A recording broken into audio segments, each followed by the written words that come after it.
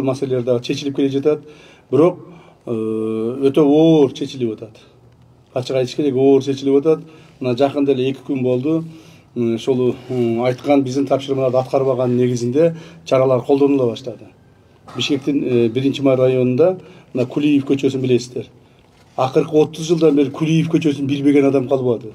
Ошол жердеги баягы притондор боюнча. Ошолорду канча аракет кылса да жок кыла алышпады. Бирок биз жок кылдык.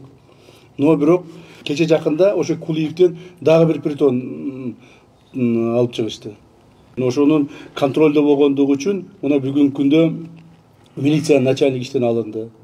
Ондогон ошо милициянын кызматкерлери жазаларын тартышты.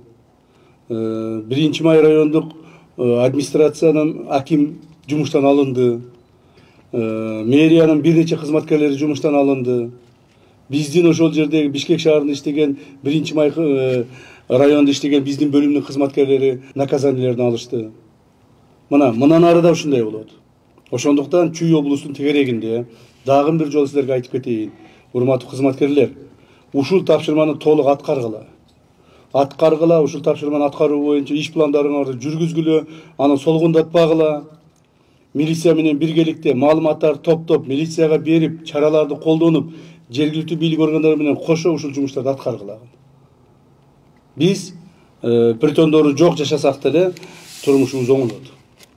Кээ бирлери айтып атат, ал байкуштар эми кайда барат, кайдан акча табат деп. Обязательно ошол коомду бузуп, келечекти бузуп, мамлекетибиздин келечегини талкалап туруп акча табыш керекпи? Мына ушундуктан ушул маселеге өтө чоң көңүлүңүздү буруңуздар.